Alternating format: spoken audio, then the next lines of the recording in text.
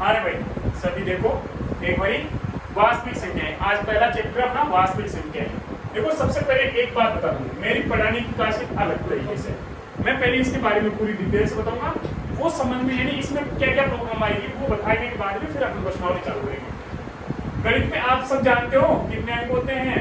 0, 1, 2, 3, 4, 5, 6, 7, 8 और 9 तक 10 अंक होते हैं।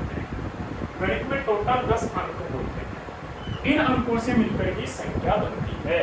कोई भी संख्या बनेगी, जैसे अब 4675 ले लो, देखो 4, 6, 7, 5, यानी इन अंकों से, यानी इनके अंदर से अंक देखो 4 ले रखा है, 6 ले रखा है, 7 ले रखा है, 5 ले रखा है, यानी इन अंकों से मिलकर ही संख्या बनती है। अब तक की जितने भी गणित में संख्या मिलती है बनती है वो इन अंकों से बनती है।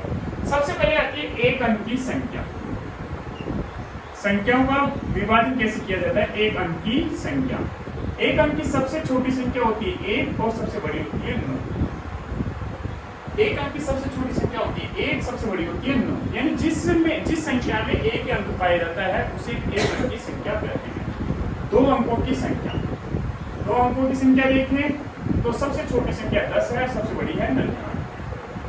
तीन अंकों की संख्या, तीन अंकों की सबसे छोटी संख्या है 100 और सबसे बड़ी है 999। इनका भी आपको पता होना जरूरी क्यों है?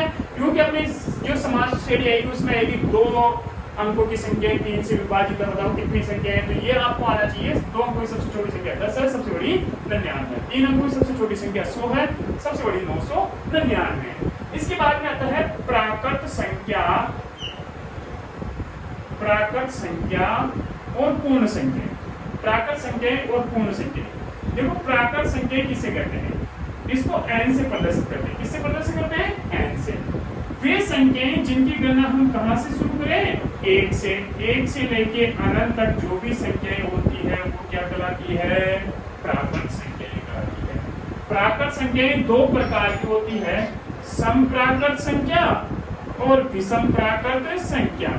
समप्राकृत संख्या किसे कहते हैं और विषम प्राकृत संख्या किसे कहते हैं? वे संख्याएं जिसमें 2 का पूरा भाग जाता हो, डेफिनेट नेसेसरी है, जिसमें 2 का पूरा भाग जाता हो वो समप्राकृत संख्या कहलाती है। जैसे 40, जैसे 46, जैसे 52, एक जैसे 58, एक ले लो और आप कौन सा 64।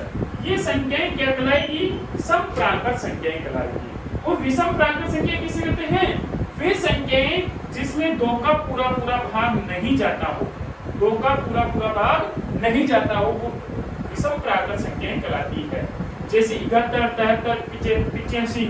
एक और बात बता दूं, जिस संख्याओं में अंक दो प्रकार के माने जाते हैं, एक तो सम अंक होता है और एक विषम अंक होते हैं। सम अंक किसे कहे जाते हैं? देखो 5 सम अंक माना जाता है, 0, 2, 4, 6 और 8। ये 5 सम अंक माने जाते हैं। 5 विषम अंक माने जाते हैं, 1, 3, 5, 7 और 9। तो जिस संख्या का इकाई का अंक, जिस संख्या का इकाई का अंक सम अंकों में से होगा वो डेफिनेट सम संख्या होगी, और जिस संख्या का इकाई का अंक इन विषम अंकों में से होगा तो वो विषम संख्या कहलाएगी। इसके बाद में आते हैं पूर्ण संख्याएं। पूर्ण संख्या किसे कहते हैं? वे संख्याएं जिनकी गणना हम कहां से शुरू करें? 0 से। 0 से लेके अनंत तक की जो भी संख्या होती है वो सब क्या कहलाती है? पूर्ण संख्या। नाम से पता चल रहा है पूर्ण, यानी पूरी हो चुकी है, क्योंकि 0 भी इसके अंदर आ चुका। तो एक और बात बनती है कि सभी प्राकृत संख्याएं पूर्ण संख्याएं हो सकती है, लेकिन सभी पूर्ण संख्याएं प्राकृत संख्याएं नहीं हो सकती है। इसमें W से प्रदर्शित करते हैं। किससे प्रदर्शित करते हैं? W से। एक होती है भाज्य, अभाज्य और सहभाज्य। भाज्यता के अनुसार सहभाज्य। देखो भाज्य संख्या किसे कहते हैं? वे संख्याएं जिसमें एक और स्वयं के अलावा दूसरी संख्या का भी भाग जाता हो, यानी खुद के अलावा दूसरी संख्या का भी भाग जाता हो, उसे कहते हैं भाज्य संख्या। जैसे 4, 6, 8, 10, 9। इनमें देखो खुद के अलावा दूसरी संख्या, जैसे 4 में 4 के अलावा 2 का भाग जाता है, 6 में 6 के अलावा 2 3 का जाता है। सबसे छोटी संख्या भाज्य संख्या कौन सी है? 4 है। बड़े कंपटीशनों में आता है तो सबसे छोटी भाज्य संख्या कौन सी कहलाती है? 4 कहलाती है। अभाज्य संख्या वे संख्या जिसमें स्वयं और एक के अलावा अन्य संख्याओं का भाग जाए। मारवाड़ी भाषा में समझो, खुद कलाओ दूसरी संख्या को भाग न जाओ, वह कलाओ अभाज्य संख्या, जैसे 2, 3, 5, 7 इस प्रकार से। देखो 2 सबसे छोटी अभाज्य संख्या है। अच्छा, अभाज्य संख्या किसे कहते हैं? वे संख्याएं जो न तो भाज्य होती है न अभाज्य होती है, वो सहअभाज्य संख्याएं कहलाती है। इनका युग्म चलता है। इसके बाद में बताते हैं आगे। देखो उतारने की जरूरत नहीं है, इसको समझने का काम है, बस समझिए। जब चैप्टर पे चलेंगे तब उतारने के लिए बोलेंगे। आगे आता है परिमेय संख्याएं और अपरिमेय संख्याएं। देखो परिमेय संख्याएं किसे कहते हैं? परिमेय संख्याएं, परिमेय संख्याएं किसे कहते हैं? वे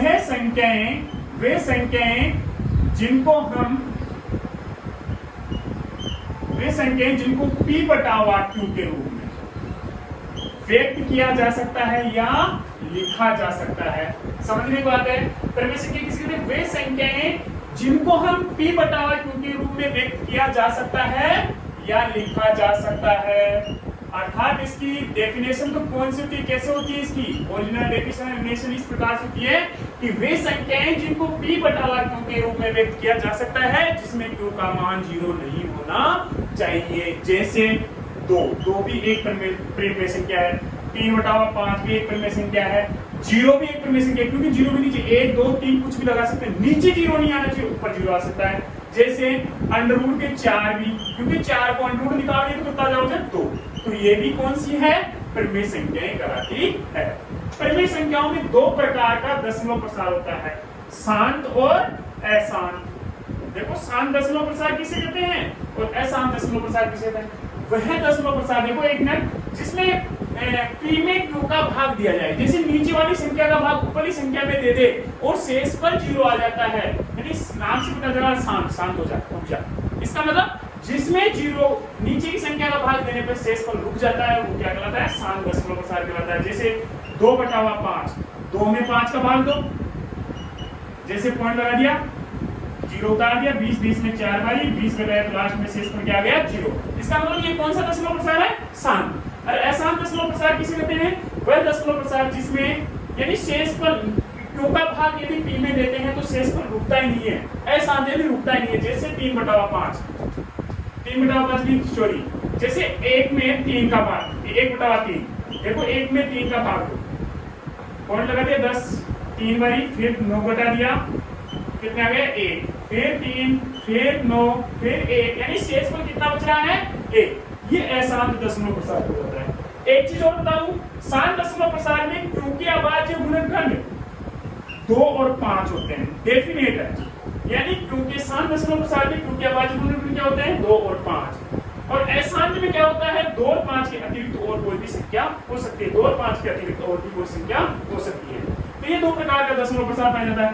इसके बाद में आते हैं अपरिमेय संख्याएं। कौन सी होती है? अपरिमेय संख्या। अपरिमेय संख्या किसे कहते हैं? नाम से पता चलता है, बस इसकी जस्ट उल्टी है। वे संख्याएं, वह संख्या जो p बटा q के रूप में व्यक्त नहीं की जा सकती,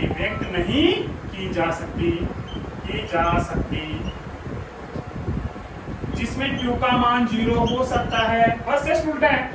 ये है वह संख्याएं जो p बटा q के रूप में व्यक्त किया जा सकता है जिसमें q का मान 0 नहीं होना चाहिए। इसमें है वह संख्याएं जो p बटा q के रूप में व्यक्त नहीं की जा सकती जिसमें q का मान 0 हो सकता है, वो कहलाती है अपरिमेय संख्याएं। जैसे अंडर रूट का 3, अंडर रूट का 5, अंडर रूट का 7, अंडर रूट का 11। पाई भी एक अपरिमेय संख्या, लेकिन पाई का मान 22 बटा 7 आ जाए तो वो कौन सी होगी? परिमेय। और पाई का मान 3.14 कुछ आ गया तो वो कौन सी होगी? अपरिमेय संख्याएं कहलाएगी। पाई की खोज का पता है किसने की थी? आर्यभट्ट ने की थी। इसके बाद में एक चीज और बता दूं आपको कि आपको याद रखने का सीधा तरीका है, जिस संख्या का अंडर रूट नहीं निकाला जा सकता है वो सब अपरिमेय है और बाकी सारी परिमेय है। ये याद रखना। परिमेय अपरिमेय संख्याओं में एक ही प्रकार का दशमलव प्रसार होता है, वो होता है अन्वसानी अनावर्ती। अन्वसानी अनावर्ती ये एक दशमलव प्रसार होता है। अन्वसानी अनावर्ती यानी ये एक प्रकार का दशमलव प्रसार पाया जाता है, और कोई दशमलव प्रसार नहीं होता है।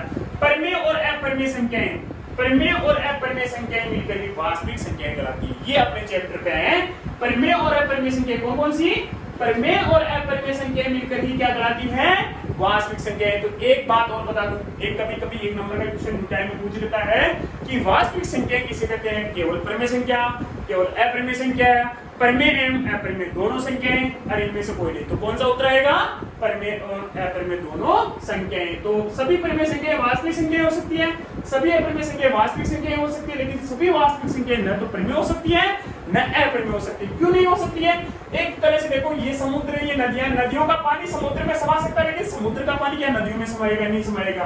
तो ध्यान रखना है, ये दोनों संख्याएं साथ साथ आ जाए, परिमेय और अपरिमेय, तो वो ध्यान रखना, वो क्या कहलाती है, वास्तविक संख्याएं कहलाती है। अब वास्तविक संख्याएं अपना चैप्टर चल रहा है, अब ध्यान देना भाई, आज से अब इतने लिए जो बेसिक नॉलेज थी वो बता दिया मैंने। अब देखो वास्तविक संख्याओं में एक गणितज्ञ हुआ था, कौन हुआ था, यूक्लिड। यूक्लिड नाम का एक गणितज्ञ हुआ था, ये यूनान का रहने वाला, यूनानी था, यूनान देश का रहने वाला था। उसने एक पुस्तक लिखी थी जिसका नाम था एलिमेंट्स। क्या नाम था, एलिमेंट्स। इस एलिमेंट्स पुस्तक में एक विधि लिखी हुई थी जिसका नाम था एल्गोरिथम विधि। एल्गोरिथम विधि थी। ये एल्गोरिथम विधि एलजब्रा शब्द से लिया गया, एलजब्रा शब्द से लिया गया। ये शब्द की खोज दी थी मोहम्मद इब्न मुस्मा खारिजमी ने। ये एलजब्रा शब्द किसने दिया था, मोहम्मद इब्न मुसा खारिजमी ने दिया था।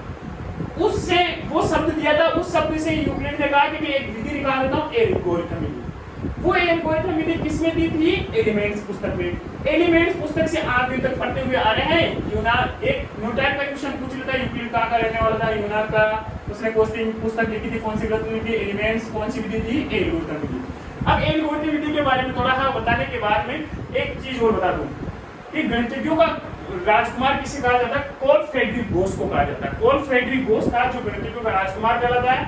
अब आपको बता दूं एल्गोरिथम विधि कौन सी है। पहले तो आपके सिलेबस में थी, हो सकता है इस बार सिलेबस में नहीं आपके एल्गोरिथम विधि, लेकिन फिर भी एक बार एल्गोरिथम विधि बताना जरूरी है। कभी कभी क्या होता है, अन्य महत्वपूर्ण प्रश्नों के अनुसार एल्गोरिथम विधि पूछ लेता है। एल्गोरिथम विधि होती क्या है, आपने कभी ये देखा है, क्या है, भाज्य,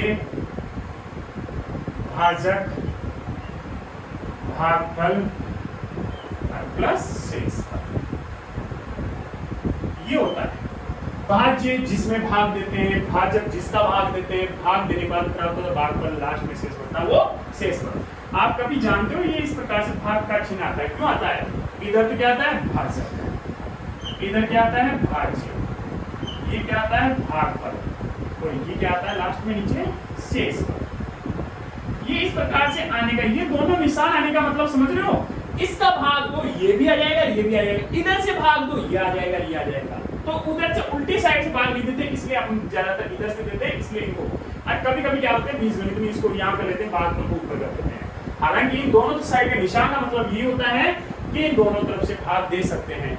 तो इसको ए से प्रदर्शित किया, इसको बी से, इसको क्यू से, इसको आर से। तो इसमें जमा दिया, कैसे जमा दिया, भाज्य यानी ए, भाजक बी और भागफल क्यू प्लस आर, यही एल्गोरिथम विधि का सूत्र होता है, जिसे कहते हैं ए बराबर बी क्यू प्लस आर। इसको ऐसे याद नहीं रख सकते हो, तो ये याद ध्यान रखो, आपने मारवाड़ी भाषा में पोता जीचर दोनों बेटा जो पोता जे चाहे ई बेटा को पोतो बेटो जे तो भी को पोतो जे ई को तो भी देख लो, इशू योर यू दोनों आ जाओ लो, इशू योर यू दोनों आ जाओ। तो ये होता है, तो ये एल्गोरिथम विधि है। एल्गोरिथम विधि इस प्रकार से होती है। एल्गोरिथम विधि का सूत्र ये है। अब आपके बता दें कि एक तो होता है, एक और पॉइंट बता दूं, फिर अपन क्वेश्चन चालू करेंगे। एक पॉइंट होता है आपका जिसको हम कहते हैं HCF, शॉर्ट में क्या कहते हैं, HCF। HCF का मतलब होता है हाइट कॉमन फैक्टर, जिसको अपने कहते हैं महत्तम समावर्तक भी कहते हैं और समावर्त्य भी कहते हैं। समावर्तक भी कहते हैं इसको और समावर्तक भी, समावर्त्य भी कहते हैं इसको। मैसेप जिसको कहते हैं, छोटी प्रतिशत करता है मैसेप, इसी का नाम है मैसे और फ्रेडी कहते हैं, मैसे फ्रेड। मैसे याद रखना, मैसे, और अपनी भाषा में याद रखना इसको, मिल जाए सब, मिल जाए सब, ये याद रखना। देखो ऐसे बोर्ड एग्जाम में आपको दे सकता है, ऐसे याद कीजिए, डेफिनेटली क्वेश्चन आएगा, क्योंकि आपके अब की बारी 1.1 इसी पे है और 1.2 सिद्ध कीजिए एप्लीकेशन के, मात्र दो ही है इसमें। कौन कौन से पहले प्रश्न में दो ही है, 1.1 और 1.2। सबसे पहले एचसीएफ, हाइट कॉमन फैक्टर, यानी हाइट यानी सबसे बड़ा, कॉमन यानी उसमें कॉमन है जो जिस फैक्टर को चुन लो, गुणा में जो फैक्टर है उसको चुन लो। इसे महत्तम समावर्ती भी कहते हैं, मैसिव कहते हैं, अपनी भाषा में याद रखना है। ये वहां नहीं लिखा रहेगा भाई मैं मिल जाए सब में याद कीजिए, ये नहीं, ये तो अपने को याद रखना है, मिल जाए सब में, ये क्वेश्चन हल करने के लिए आएगा। ये दो विधियों से हल होता है, एक तो होता है एल्गोरिथम विधि से, एक तो एल्गोरिथम विधि से, और एक है अभाज्य गुणनखंड, अभाज्य गुणनखंड विधि। अब की बारी आपके सिलेबस में यही दे रखा है, ये नहीं दे रखा, लेकिन फिर भी अपन ये भी बताएंगे, क्योंकि अभाज्य गुणनखंड नहीं दे रखा नया सिलेबस में, पहले दोनों ही थे। ये होता है एलसीएफ और एलसी, अब एक होता है एलसीएफ। देखो अभाज्य गुणनखंड विधि बताएंगे, अभी दोनों विधियां बता देंगे। एक होता है एलसीएम, जिसे कहते हैं लघुत्तम समावर्तक या समावर्ती, समावर्ती, इसको शॉर्ट में कहते हैं लेसन। मतलब लघुत्तम ले लो, वो लघुत्तम ले लो, वो लघुत्तम ही पूछेगा। एलसीएम लास्ट कॉमन मल्टीप्लाई, पूरा नाम होता है लास्ट कॉमन मल्टीप्लाई, लेकिन वहां आ जाता है एलसीएम याद कीजिए, लघुत्तम समावर्ती याद कीजिए, लेसन याद कीजिए, या अपनी भाषा में याद रखो तो ले लो सबको, क्या याद रखना है, ले लो सबको। और ये ओनली एक विधि से होता है, वो कौन सी विधि होती है, अभाज्य गुणनखंड विधि, इस विधि से ही होता है। अब एक बात और बता दूं, आपको बता दूं कि एक होता है एचसीएफ इंटू एलसीएम, सूत्र होता है एक, एचसीएफ इंटू एलसीएम बराबर पहली संख्या गुणा दूसरी संख्या, दूसरी संख्या, ये होता है एचसीएफ इंटू एलसीएम बराबर पहली संख्या इंटू दूसरी संख्या। आपको इससे ही देखो चार सूत्र और बन जाएंगे, ये याद रखना, एचसीएफ और एलसीएम में गुणा करा जाए तो पहली संख्या दूसरी संख्या में गुणा करा जाए बराबर हो जाए, ये एक सत्यता की जांच हो 100% है। एक यदि अपने को एचसीएफ याद करना हो और वो बोर्ड एग्जाम में पहली संख्या दूसरी संख्या दे दे, एलसीएम दे दे, तो एलसीएम मतलब गुणा तो थोड़ी काम चले हो। एक बात ध्यान रखना, बाएं पक्ष से दाएं भेजे चाहे दाएं से बाएं भेजे, हमेशा क्या करते हैं कि इधर प्लस में तो उधर किस में चल जाएगा, माइनस में, माइनस में तो प्लस में, गुणा में तो भाग में, भाग में तो गुणा में, स्क्वायर में तो अंडरूट में, अंडरूट में तो स्क्वायर में, घन में तो घनमूल में, घनमूल में तो घन में। तो देखो ये एलसीएम यहां गुणा में है तो किस में चल जाएगा, भाग में, पहली संख्या इंटू दूसरी संख्या बटावा एलसीएम, एलसीएम। एक इसी प्रकार से सूत्र बन जाएगा, कौन सा, देखो ऊपर लिख देता हूं, मिटा देता हूं। देखो एक और, यदि एलसीएम याद करना है, एलसीएम याद करना हो तो पहली संख्या इंटू दूसरी संख्या बटावा एचसीएफ, ये सूत्र बन गया। एक सूत्र ये भी बन सकता है, यदि पहली संख्या ज्ञात करनी हो, पहली संख्या ज्ञात करनी हो तो क्या आएगा, एचसीएफ इंटू एलसीएम बटावा दूसरी संख्या, दूसरी संख्या। अब दूसरी संख्या ज्ञात करनी हो तो, दूसरी संख्या ज्ञात करनी हो तो, दूसरी संख्या ज्ञात करनी हो तो ये आएगा एचसीएफ इंटू एलसीएम बटावा पहली संख्या, पहली संख्या, ये आ जाएगा। तो ये देखो 5 सूत्र बन गए, 1 2 3 4 5, 1 number, 2 number, 3 number, 4 number, 5 number. इनको उतारना चाहो तो उतारो, उतारो तो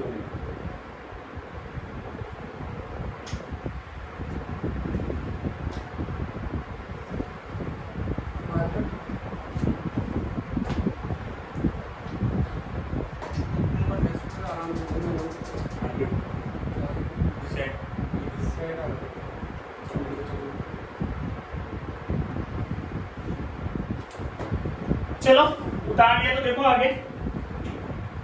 अब बताता हूं मैं अगला पॉइंट। अपना क्वेश्चन चालू होता है, देखो ध्यान में। आज एचसीएफ एचसीएफ और एलसीएम दोनों कंप्लीट करवा देते हैं थोड़ी देर। देखो एक संख्या है 6 और 20 का एचसीएफ ज्ञात कीजिए। क्या दिया है? 6 और 20 का एचसीएफ। मैं दोनों विधि, एक क्वेश्चन में दोनों विधि बता देता हूं, फिर दूसरे में आपको ये भी बता दूंगा। देखो दोनों विधि, एक तो एल्गोरिथम विधि, इधर एल्गोरिथम विधि कर रहा हूं। एल्गोरिथम विधि कैसे करते हैं? सबसे पहले बड़ी संख्या देखो, 20 इज ग्रेटर देन 6, छोटी संख्या। एल्गोरिथम विधि का सूत्र रहेगा a बराबर dq प्लस r, और इसको ब्रैकेट में रखो। अब इधर कर रहा हूं रफ कार्य। रफ कार्य देखो, रफ कार्य के लिए क्या करना है कि छोटी संख्या का बड़ी में भाग देना है। तो बताओ बड़ी कौन सी है? 20। 20 में 6 का भाग देंगे, 6 एकम 6, 6 दूनी 12, 36 18, 3 आ गए, यहाँ 18 घटा दिया, कितने बच गए? इसको इस एल्गोरिथम विधि से बताओ किस में भाग दिया? 20 में। किस में भाग दिया? 20 में। किसका भाग दिया? b का मतलब किसका भाग दिया? 6। और किस भाग देने बाद प्राप्त हुआ? 3, और लास्ट में शेष पर 2। यानी कि भाज्य जिसमें भाग दिया, भाजक जिसका भाग दिया, भाग पर जो भाग देने बाद प्राप्त हुआ, लास्ट में शेष बचता वो शेष पर। फिर जो शेष आता है उसका इसमें भाग देंगे, भाजक। 2 का भाग 6 में कितनी बारी जोड़ेगा? 3 बारी। 6 बता दिया, लास्ट में 0 शेष आ गया। फिर इसको भी जवाब किसमें भाग दिया? 6 में। किसका भाग दिया? 2 का। कितनी बारी भाग दिया? 3 बारी। लास्ट में शेष पर गया है 0। इनमें से बताओ कौन सी संख्या का भाग देने पे शेष पर 0 आया? 2 का भाग देने पे शेष पर 0 आया, नहीं कि 3, ये मत लिख देना। 2 का भाग देने पे शेष पर 0 आया, तो एचसीएफ क्या हो गया इसका? अपना 2 हो गया। यही आपका आंसर हो गया। ये पहला उदाहरण है। चलो एक इसको अभाज्य गुणनखंड विधि से करता हूं। देखो अभाज्य गुणनखंड विधि से कैसे होगा? 6 और 20 है, 6 है, 6 का अभाज्य गुणनखंड इस प्रकार से। 6 में 2 का भाग दिया, सबसे छोटी 3, फिर 3 का दिया 1, तो 2 गुणा 3। फिर 20 का करो अभाज्य गुणनखंड। 20 में 2 का भाग दिया, कितना गया? 10। फिर 2 का दिया 5, फिर 5 का दिया 1, क्या आएगा? 2 गुणा 5, ये आ गया। अब ये अभाज्य गुणनखंड आने बाद में एचसीएफ, मैंने क्या बताया था? मिल जाए सब में। इन सब में क्या क्या मिल रहा है? 2 मिल रहा है। ये 2 मिल गया तो इनको ले लो, और नहीं मिल रहा है छोड़ दो, मिल रहा है जिन को ले लो, और 2 मिलते तो ले लेते, 3 मिलते 3 ले लेते। ये 2 ही मिला तो ये उत्तर हो गए। ये होती है अभाज्य गुणनखंड विधि। उतार दो।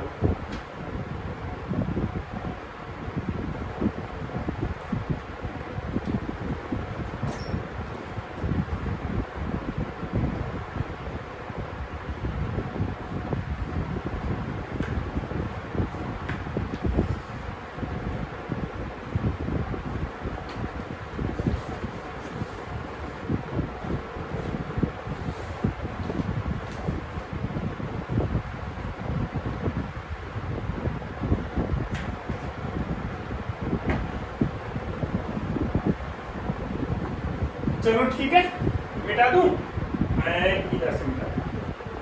अब देखो एक मिनट, ज्यादातर ये एल्गोरिथम विधि नहीं, यही है इस बार सिलेबस में। पहले ये दोनों थी, ये भी समझ तो गए और ये भी बता। अब ये आपको ज्यादातर अभाज्य गुणनखंड विधि वाली बताता हूँ, ये विधि बताता हूँ। देखो एक क्वेश्चन है, 96 और 404 की क्वेश्चन है। एक उदाहरण ये भी आपके, और इंपोर्टेंट क्वेश्चन भी है। 96 का टुकड़ा करेंगे, करो अभाज्य गुणनखंड। 96 में किसका भाग देंगे? 2 का। 2 4 बारी 8 बारी, फिर 2 का दिया 24 आ गए, फिर 2 का दिया 12 आ गए, फिर 2 का दिया 6 आ गया, फिर 2 का दिया 3 आ गया, फिर 3 का दिया 1 आ गया। 2 गुणा 2 गुणा 2 गुणा 2 गुणा 1 2 3 4 5 इंटू 3, ये आ गया। देखो 2 का दिया 50, 2 का दिया 24 आ गया, फिर 24 में 2 का दिया 12, 2 का दिया 6, 6 में 3 3, सही है। 404 में 404 का अभाज्य गुणनखंड 404 404 में 2 का भाग 200, फिर 2 का दिया 101। अब 101 में 101 का ही भाग जाएगा और किसी का नहीं जाएगा, 1 आ गया। कितना आ गया? 2 गुणा 2 गुणा 101। तो बताओ एचसीएफ। एचसीएफ तो कैसे याद करेंगे? एचसीएफ याद करेंगे, इनमें से क्या क्या मिल रहा है? देखो 2 2 मिल रहा है, इन दोनों 2 में से 1 2 मिल जाए सब में, ये फिर 2 2 मिल रहे हैं तो 2 दूनी 4। ये तो हो गया उत्तर आपने एचसीएफ। अब इसी क्वेश्चन में एलसीएम भी याद करना हो तो एलसीएम कैसे याद करते हैं?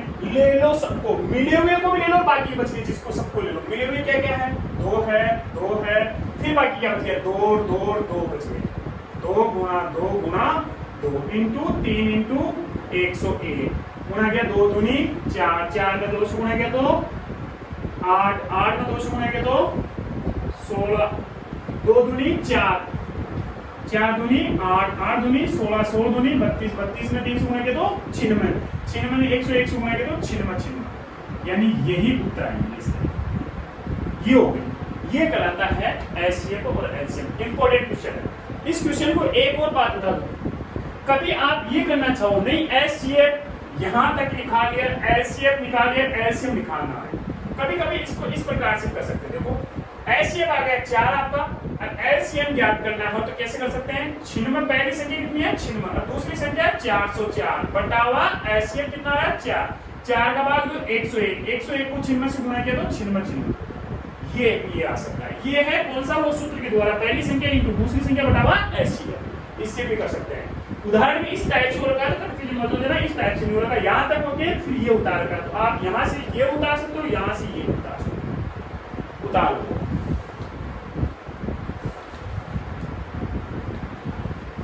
ठीक है, चलो अब क्वेश्चन बताता हूं। अब देखो चैप्टर चालू कर रहा हूं, आ गया समझ में? चैप्टर चालू कर रहा हूं किताब में, बता दो, आप भी बता दो। देखो पहला क्वेश्चन है आपका, क्या दिया है? पहला क्वेश्चन 1.1 में 1.1 में दिया 140। 140 के अभाज्य गुणनफल कीजिए। 1 नंबर का क्वेश्चन पूछता है, देखिए 1 नंबर का छोटा क्वेश्चन पूछेगा। कैसे पूछेगा? 140 का अभाज्य गुणनफल ज्ञात कीजिए। इस प्रकार से लोग 140 में 2 का भाग दिया 70, फिर 2 का दिया 35, फिर 5 का दिया 7, फिर 7 का दिया 1, तो कितना आ गया?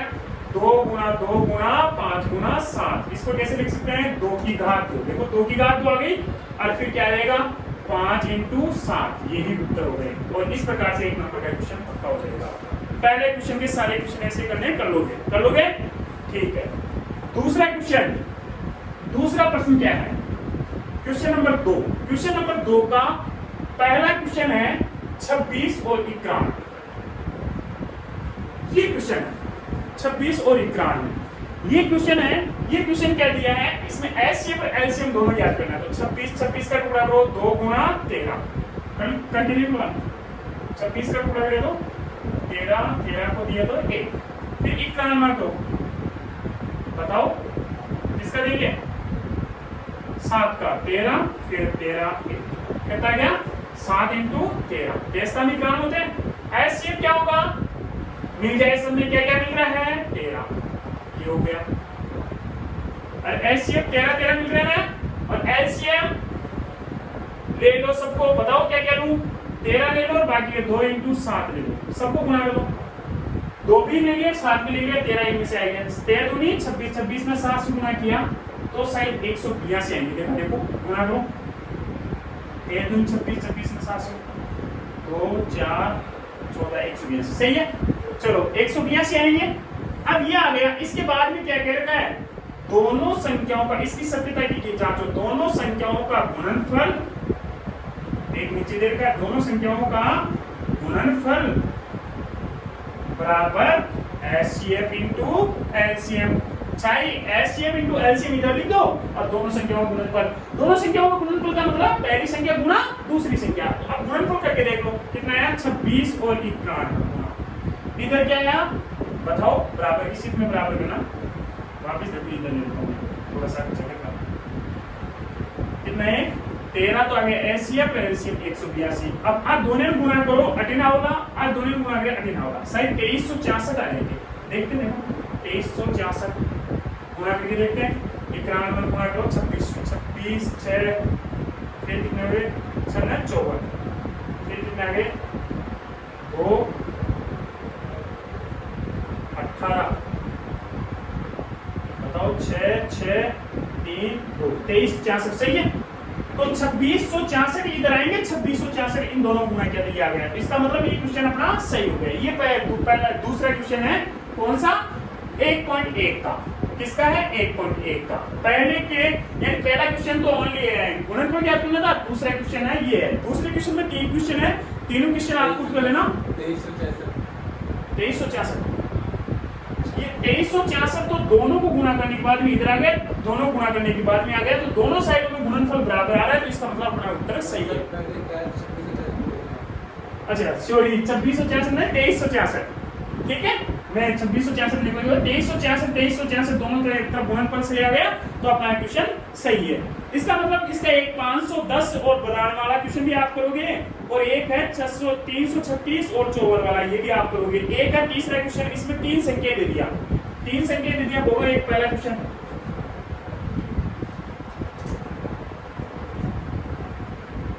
चलो कोई बात नहीं, मैं देख लेता हूँ। 12 और 15 21 12 15 और 21 ये है, इसका एचसीएफ ज्ञात करना। 12 का टुकड़ा करो 2 इंटू 2 इंटू 3 सही है। 15 का टुकड़ा करो 3 इंटू 5। 21 का टुकड़ा करो 3 इंटू 7। बताओ एचसीएफ निकाल लोगे क्या आएगा, 3 3 मिल रहे हैं क्या, तो 3 उत्तर हो गए।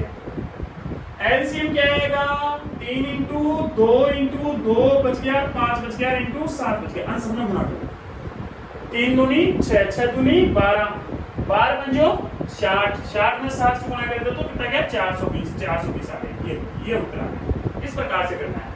लेकिन कभी कभी क्या करेंगे, इसको उतारोगे नहीं उतारनी जरा।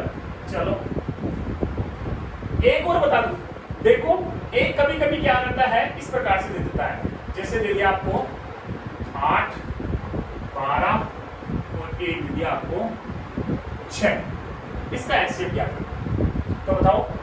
8 का टुकड़ा गया तो 2 गुणा 2 गुणा, 12 का टुकड़ा गया तो 2 गुणा 2 गुणा 3, 6 का गया तो 2 इंटू 3। अब कभी क्या करते हो एचसीएफ तो देखो सीधा क्या होगा, सब में क्या क्या मिल रहा है 2 2 मिल रहा है, ये उत्तर हो गए। एलसीएम में थोड़ा ध्यान रखना, ये बताने का कारण क्या है कि ले लो सबको 2 मिल रहे हैं, इनको ले लिया। अब इन 2 में से भी 2 मिल रहे हैं तो एक ही 2 लो, कहीं आप ये 2 और 2 अलग अलग उतार दो और फिर ये 2 बच गए। अरे 3 में से भी आप दोनों 3 में से भी एक ही, यानी कि 2 में मिल रहा है जम्मू भी एक ही हो जाए, तो 2 दूनी 4 4 दूनी 8 8 या 24 24 आ गया। ये उत्तर हो गया। सही है, उतारोगे उतारना चाहो उतार लो।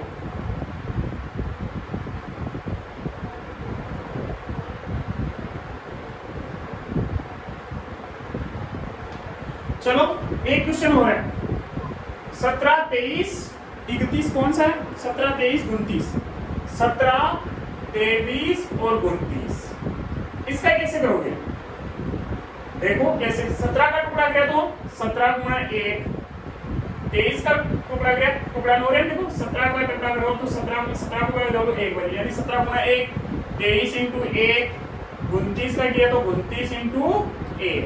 तो एचसीएफ क्या आ गया अपना, इसमें कुछ भी नहीं मिल रहा तो 1। एलसीएम क्या आ गया, इन तीनों संख्याओं को गुणा कर दो 17 गुणा 23 गुणा 29, बस यही उत्तर आ जाएगा। बोलो कर लोगे, ठीक है बिटा दूं, समझ में आ गया। चलो अगला चौथा क्वेश्चन वेरी इंपॉर्टेंट भी है। आज क्वेश्चन क्या है, एचसीएफ दे रखा है 306, एक तो संख्या से 306 और 657 ये दे रखा है एचसीएफ 306 और 657 बराबर में। तो एलसीएम 306 और 657 657 है ना, 657 से ज्ञात कीजिए। इंपोर्टेंट क्वेश्चन है। अब बताओ ये हो गया उस सूत्र के द्वारा। देखो ये चौथा क्वेश्चन है, ये इंपोर्टेंट है। देखो कैसे करेंगे, एचसीएफ का मतलब ये दो संख्या, ये पहली ये दूसरी संख्या, इन दोनों संख्याओं का एचसीएफ निकालना है, तो इन दोनों संख्याओं का एलसीएम ज्ञात करना है। तो इसका सूत्र होगा एलसीएम बराबर पहली संख्या इंटू दूसरी संख्या बटावा एलसीएम, यही बताया मैंने सूत्र। और इस प्रकार से देखें, अब एलसीएम ज्ञात करना है। पहली संख्या कौन सी है? 306 इंटू 657, भाग दो 9 का, 9 को भाग दो, साइड 34 वाली चलो, 9 3 27, 34 वाली चलो, 34 वाली कर दो।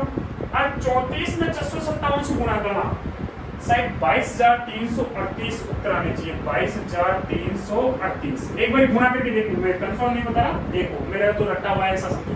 657 इंटू 34, 7 चौक 28, 2 30 2 22, 22 6 चौका 24, 24 2 36, फिर 7 के 21, 21 2 15 और 2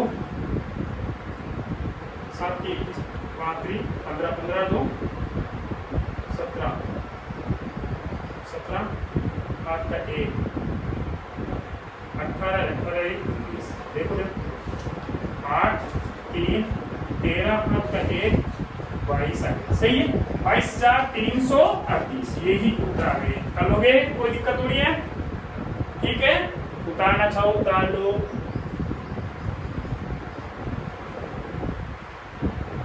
क्योंकि मेरे को तो मालूम था इसका 22,338 सटीक से इसके उत्तर, कोई दिक्कत नहीं है, क्योंकि मेरे को तो देखा हुआ है, मैं तो 10 साल से पढ़ा रहा हूँ इस क्वेश्चन को, कोई दिक्कत नहीं। मिटा दूं? मिटा रहा हूं।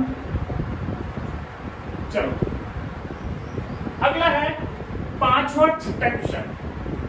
देखो 5वां क्वेश्चन में शायद सत्यता जांच कीजिए कि कोई प्राकृत संख्या n, देखो क्वेश्चन क्या है, n 6 की घात n शून्य पे समाप्त होती है।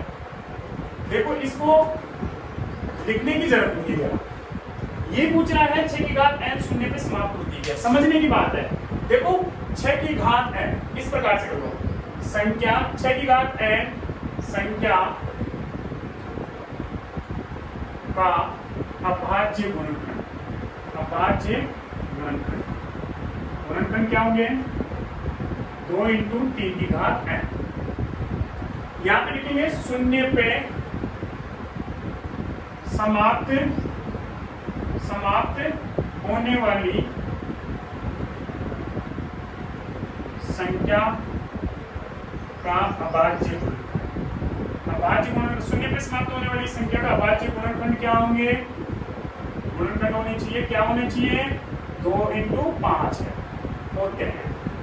अब 2 और 5 होते हैं, तो बताओ इस संख्या के अभाज्य गुणनखंड तो 2 और 3 आ रहे हैं, 2 और 5 नहीं आ रहे। 2 और 5 की अतिरिक्त आएगी, वो शून्य पे समाप्त नहीं होगी। तो क्या लिख सकते हैं? अतः 6 की घात संख्या n संख्या शून्य पर समाप्त नहीं होगी, शून्य पर समाप्त नहीं होगी, समाप्त गलत लिख दिया, समाप्त नहीं होगी, नहीं होगी, ठीक है। तो ये क्वेश्चन उतारना चाहो उतार, इतनी सी 3 लाइनें लिख के आती है।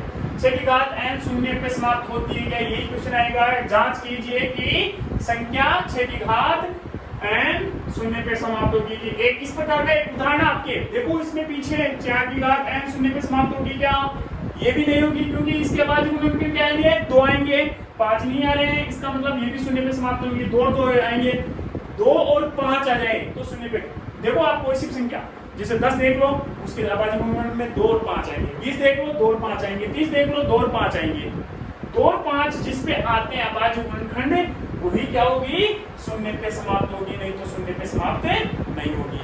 ये क्वेश्चन इंपॉर्टेंट नहीं है, पूछता नहीं बोर्ड एग्जाम में, लेकिन आपकी संतुष्टि के लिए। एक क्वेश्चन और है, व्याख्या कीजिए। शायद अगला क्वेश्चन यही है, व्याख्या कीजिए। क्या दिया है? व्याख्या कीजिए 7 गुणा 11 गुणा 13 प्लस 13। इस संख्या में से बताओ कॉमन क्या है? ये कोई एक संख्या है, ये अलग है, 2 पद है, ये गुणा में हो रहा है जो एक का लिए, इनमें कॉमन क्या रहा 13, तो 13 आगे यहाँ क्या बचा 7 गुणा 11 प्लस 1। एक संख्या और है, कौन सी संख्या है बताओ? 7 गुणा 6 गुणा 5 गुणा 4 गुणा 3 गुणा 2 गुणा 1 प्लस 5, ये इसमें 5 होना चाहिए, हाँ 5। इनमें भी बताओ, ये पूरी एक संख्या होगी यहाँ तक एक, इनमें कौन क्या गया 5, तो 7 गुणा 6 गुणा 4 गुणा 3 गुणा 2 गुणा 1 प्लस 1। तो क्या लिख देंगे? हाँ ये क्या है? भाज्य संख्याएं हैं। इसमें आगे क्या लिखेंगे? हाँ ये एक भाज्य संख्याएं हैं। क्यों है?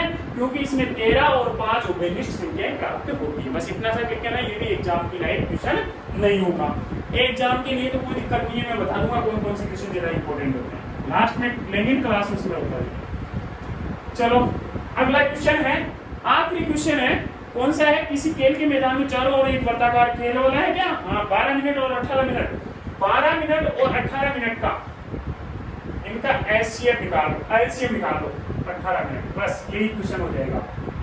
देखो 12 मिनट का एचसीएफ निकालो, 12 का निकालो और 18 निकालो, शायद 36 आ जाएंगे, उत्तरी इसके 36 हो जाएंगे, देख लो उत्तरमाला में।